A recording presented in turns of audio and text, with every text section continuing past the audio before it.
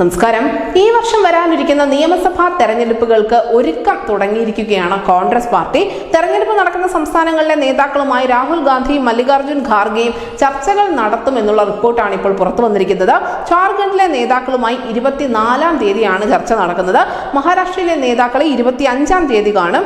ഹരിയാനയിലെ നേതാക്കളുമായി 26-ാം തീയതിയും ജമ്മു കാശ്മീരിലെ നേതാക്കളുമായി 27-നും ചർച്ചകൾ നടത്തുന്നുണ്ട്. ഇതിൽ ഏറ്റവും പ്രധാനപ്പെട്ട സംസ്ഥാനം മഹാരാഷ്ട്ര തന്നെയാണ്. മഹാരാഷ്ട്രയിൽ ഒക്ടോബറോട് കൂടിയായിരിക്കും നിയമസഭാ തെരഞ്ഞെടുപ്പ് നടക്കാനിരിക്കുക. നമുക്കറിയാം, ലോക്സഭാ തെരഞ്ഞെടുപ്പിൽ അപ്രതീക്ഷിതമായ ഒരു തിരിച്ചടി അവിടെ BJPക്ക് നേരിടേണ്ടി വന്നിരുന്നു. ഇതൊക്കെ തിരുത്തിക്കൊണ്ട് മുന്നോട്ട് പോകാൻ അവിടെ BJPയെ നയിക്കാൻ മുന്നിൽ നിൽക്കുന്നത് RSS തന്നെയാണ്. RSSന്റെ ഭാഗത്ത് നിന്നും വളരെ പ്രധാനപ്പെട്ട ചില നീക്കങ്ങൾ ഉണ്ടാവുമെന്നാണ് പ്രതീക്ഷിക്കുന്നത്. അതിനോടൊപ്പം തന്നെ അജിത് പവാർ വിഭാഗത്തിൽ നിന്നുള്ള 19ഓളം MLAമാർ ശരത് പവാർ പക്ഷത്തേക്ക് തിരികെ മടങ്ങി പോയേക്കുമെന്നുള്ള സാധ്യതകൾ കൂടി അവിടെ പറയപ്പെടുന്നുണ്ട്. മാത്രമല്ല, ഉദ്ധവ് താക്കറെയെ സംബന്ധിച്ചുള്ള ചില വിഷയങ്ങൾ നിൽക്കുന്നുണ്ട്. ഉദ്ധവ് താക്കറെ RSSുമായുള്ള ചർച്ചകൾ നടത്തുന്നു, അല്ലെങ്കിൽ RSS അനുകൂലമായ പരാമർശങ്ങൾ നടത്തുന്നു. ഇതിന് പിന്നിലൊക്കെ എന്തെങ്കിലും രാഷ്ട്രീയ ചൂടുമാറ്റത്തിന്റെ സൂചനകൾ ഉണ്ടോ എന്നും ചർച്ചയാക്കപ്പെടുന്നുണ്ട്. എന്തായാലും രാജ്യം ഇനി ലോക്സഭാ തെരഞ്ഞെടുപ്പിന്റെ മേളങ്ങളൊക്കെ ഒടുങ്ങിയ സ്ഥിതിക്ക് നിയമസഭാ തെരഞ്ഞെടുപ്പിലേക്ക് തന്നെയാണ് കടക്കുന്നത്. അതിലേറെ പ്രധാനം മഹാരാഷ്ട്ര തന്നെയാണ്.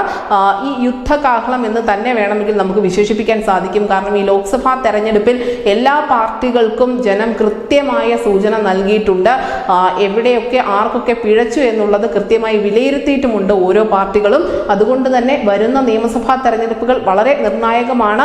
തങ്ങൾക്ക് ആധിപത്യം നഷ്ടപ്പെട്ട ഇടങ്ങളിൽ തിരികെ കയറാൻ BJPയും വീണ്ടും കരുത്ത് തെളിയിക്കാൻ കോൺഗ്രസ് പാർട്ടിയും ഒക്കെ രംഗത്തുണ്ട്. INDA മുന്നണിയായി തന്നെയാണോ ഇവരൊക്കെ ഈ സംസ്ഥാനങ്ങളിൽ മത്സരിക്കുക എന്നതുകൂടി വ്യക്തമാകേണ്ടതുണ്ട്. എന്തായാലും കേരളത്തിലും ഉപതെരഞ്ഞെടുപ്പിന്റെ ചർച്ചകളിലേക്ക് കടന്നിരിക്കുന്നു. പക്ഷേ അതിനിർണായകമാണ് വരാനിരിക്കുന്ന നിയമസഭാ തെരഞ്ഞെടുപ്പുകൾ. മഹാരാഷ്ട്ര, അതിനോടൊപ്പം തന്നെ ജമ്മു കാശ്മീർ തുടങ്ങിയ സംസ്ഥാനങ്ങളിലൊക്കെയും ഈ വർഷം തന്നെ തെരഞ്ഞെടുപ്പ് ഉണ്ടാവും. ഹരിയാന ഉൾപ്പെടെയുള്ള ഇടങ്ങളിൽ എന്ത് തരത്തിലുള്ള അട്ടിമറി വേണമെങ്കിലും പ്രതീക്ഷിക്കാം എന്നുകൂടി രാഷ്ട്രീയ നിരീക്ഷകർ വിലയിരുത്തുന്നുണ്ട്. News desk news India Malayalam.